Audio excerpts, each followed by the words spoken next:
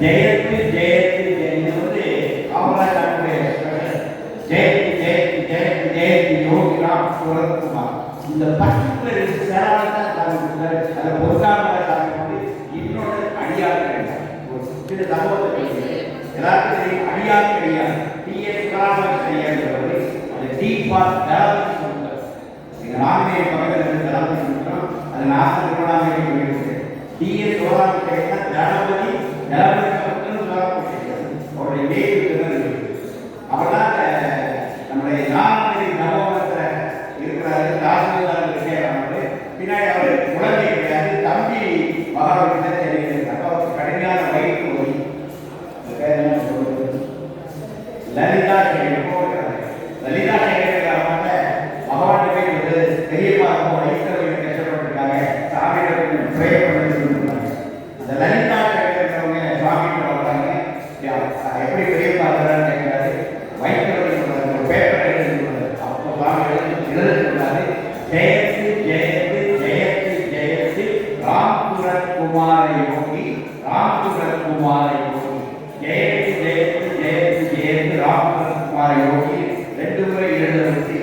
இதை வைத்து அடியார் கல்யாணம் இந்த மிச்ச காலத்தில் ஒரு பாட்டு எழுதுறது. அவர் பாட பாட வயிற்று 27 கண்ணியில் ஒரு பாட்டு கண்ணீர் எழுதுறாரு.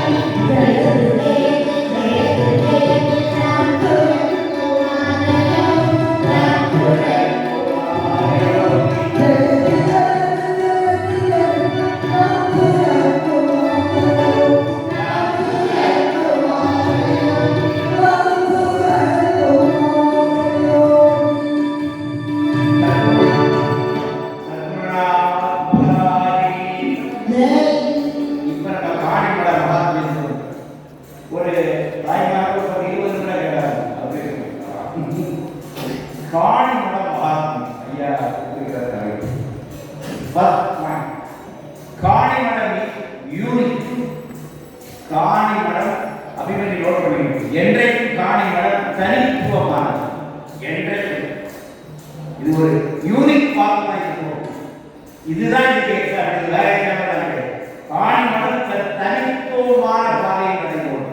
ஏன்னா பகவானுடைய முதல் ஆலயம் காணி மடம். அதுக்கு முன்னாடி ஆலயம் இதுதான் அந்த எக்ஸாம்பிள் செட் பண்ணணும், புரிஞ்சுக்கணும். சில விஷயங்கள் இயற்கையில சிருஷ்டி ஆகுனா அதுதான் யூனிக், அதுதான் அகரம். அது முன்னாடிதான் உகரம் நிகரம் வந்து அகரம் கம்பேர் பண்ணலாம். காணி மடம் அகரம் பகவானுக்கு வந்த முதல் ஆலயம். இது எல்லாம் பகவான் டிசைன் பண்ணி கொடுக்குறாரு. எத்தனை கால பூஜை, யாரால் பூஜை, இந்த ஆலயம் எப்படி நடக்க வேண்டும், எல்லாத்தையும் பகவானுடைய டிக்டேஷன் தான். நடக்க காணி மடத்துடைய முழுக்க பகவானுடைய பிளான் தான். அந்த பிளான் இது புரியாம பலரை ஆனந்தான். இது காணி மடத்தினுடைய தனித்தன்மை புரிஞ்சுக்கிறதே கொஞ்சம் பக்குவம் வேணும். கடந்த நாட்களால் சிலருக்கு கொஞ்சம் வருடங்களால் சிலருக்கு ஜென்மங்களும் ஆகும். அது நமக்கு காணி மடம் மிக மிக தனித்துவமானது. ஏன்னா ஒரு வாழும் ஞானிக்கு சிலை வைத்து வழிபட்ட முதல் வழிபாடு இந்திய வரலாற்றிலே உயிரோடு ஒரு ஞானி வாழ்ந்து கொண்டிருக்கின்ற போது அவருக்கு ஒரு கோவிலை எப்படி கிண்டல் பண்ணாங்க. உயிரோட இருக்காங்க கோயில் வைக்கிறார். இன்னைக்கு எல்லாம் ஈஸியாக வைக்கலாம். அன்னைக்கு அவமானம் எல்லாத்தையும் தாண்டி எதை பற்றியும் கவலைப்படாங்க இறங்கி அடிச்சது இன்றைக்கு பேசுறவங்க எழுதிட்டாங்க. 1000 கூட்டிட்டு வந்து அரை மணி நேரம் 1 மணி நேரம் பேட்டி கொடுக்கலாம். ஆனால் 70களில் 80களிலேயே யோகிராம் வீதி வீதியாக கொண்டு சேர்த்தவர். இந்த வரலாற்றை யாரால் அழிக்க நடக்கிறது? அதுதான் எங்கள் பெரிய மனிதர் பாதத்தை திறனில் போட்டு வணங்கி என் யோகிராம் அவருடைய திருநாமத்தை இந்த உலகத்தில் நினைத்த ஒரு காலம். மலேசியா யார் கடல் கடந்து யோகிநாமத்தை யார் கொடுத்திருந்தார்?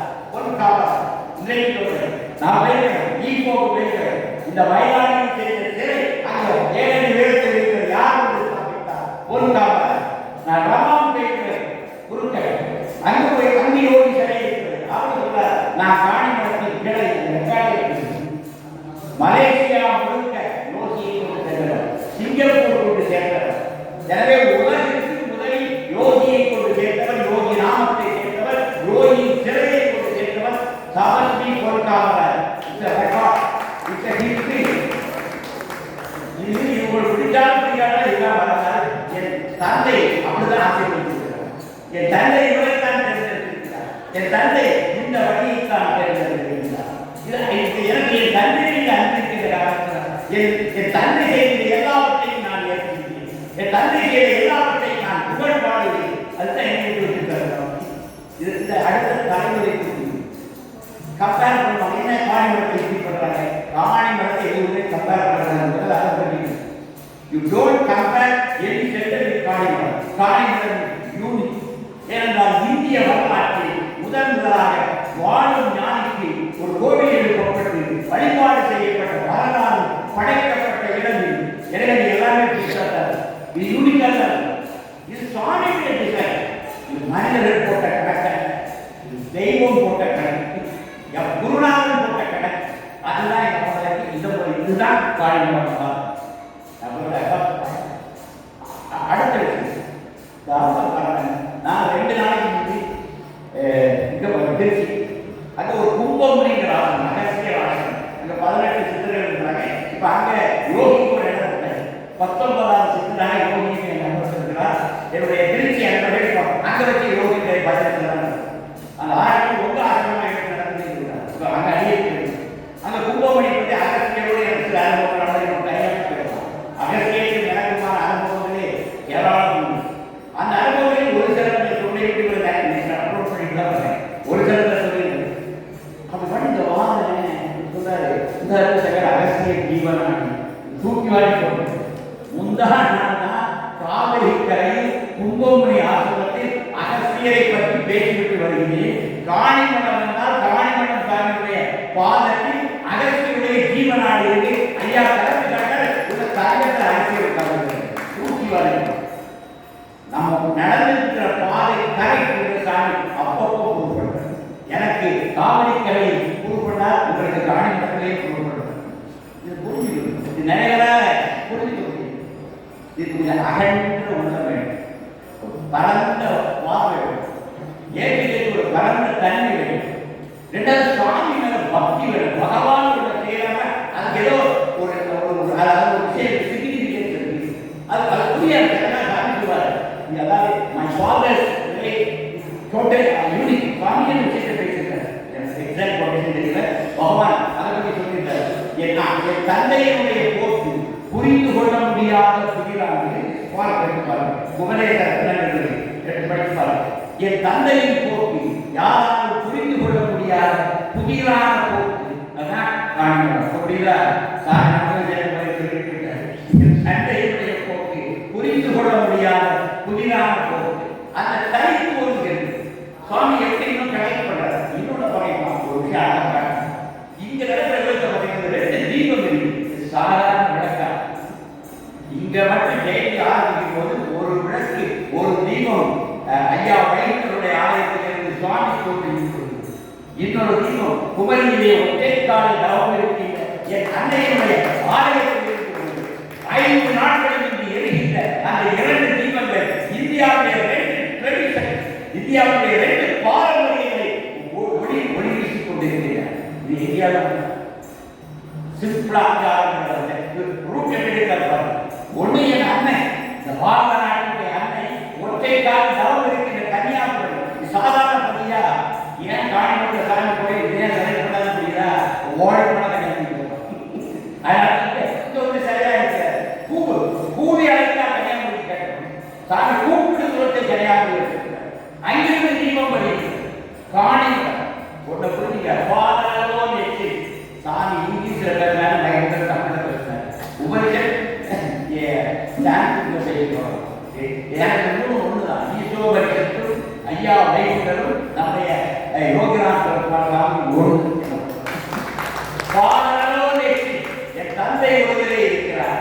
ஐயா நம்முடைய இங்கிலீஷ் ஐயாவுடைய டிரான்ஸ்லேஷன் எழுது பாதலோ நெச்சு. உபரிஷத்து ஈசா வாக்கியம் இதம் சர்வம். இந்த உலகத்தில் ஈசன் ஒருவனே இருக்கின்றார்.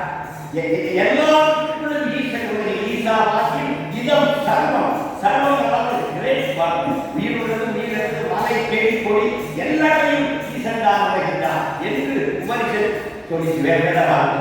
அதான் ஈசோபரிஷத். அப்ப வைகுண்டருடைய வாக்கு ஈசோபரிஷத், என் யோகியினுடைய வாக்கு. இந்த 3 ஒன்று எஸ்டாப்ளிஷ் பண்றது சாமி எஸ்டாப்ளிஷ் பண்ண இடம் தான் நம்முடைய இது ஒரு பெரிய டிவைன் பிளான். இது சாதாரண மனித நிலை குறுகிய மனங்களா இதை புரிந்து கொள்ள முடியாது. அகண்ட மனங்களா சத்தியத்தை தேடுகின்ற அப்படிப்பட்ட ஆட்களா அந்த சத்தியத்துடைய ஆலயம், சத்தியத்துடைய அக்கினி எவன் நெஞ்சிலே புகழ்கின்றதோ அவனால் மட்டுமே அறியப்படுகின்ற ஒரு ஆன்மீக உண்மை. உள்ளத்தில் உண்மையோடு உண்டாகி வாக்கிலே ஒளி உண்டாகும் என்று சொல்வதை பாரு. உள்ளத்தில் உண்மையோடு உண்டாகி வாக்கிலே ஒளி உண்டாகும் என்று சொல்வன் பாரு. அப்படிப்பட்ட நாக்கு அப்படிப்பட்ட நோக்கும் யாருக்கு இருக்கிறதோ அவனால் மட்டுமே புரிந்து கொள்ள முடியும். இது காணிமரத்தினுடைய மகாத்மா. ஐயா வைகுண்டனுடைய ட்ரெடிஷனலா பகவான் எழுதினார். ஐயா வைகுண்ட ஈசோபரிஷத்துடைய ட்ரெடிஷன் என்று வருவது இதே இது வேத காலத்தில் துவங்கி ஐயா வைகுண்டர் காலத்தில் இது தமிழில் ஒதுக்கி பகவான் காலத்தில் ஆயிரத்தில் ஒதுக்கிறது ஒரே குரல். 2000 3000 அத்தனை ஆயிரம் ஆண்டுகளுடைய ஒரே குரல், ஒற்றை குரல். பாடலோ ஐயா கீதா வாக்கியம் இதம் தரம். ஒற்றை ஒற்றை பேரும் இறைவன் மெய்ப்பொருள். இதான் மெய்ப்பொருள்.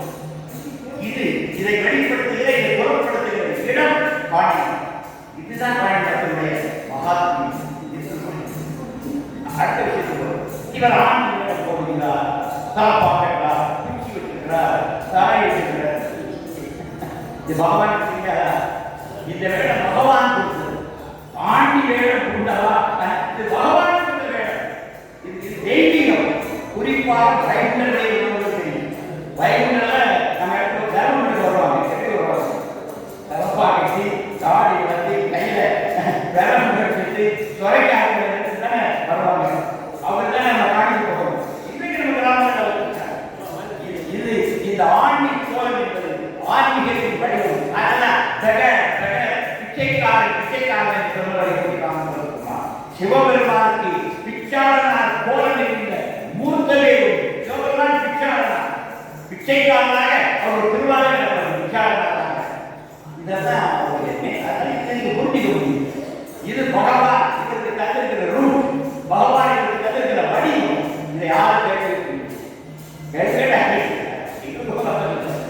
இவர்கள் அறியாமல் செய்கிறார்கள்.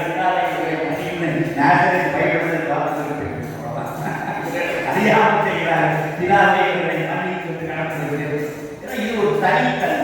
இதை புரிந்து நமக்கு இது கொஞ்சம்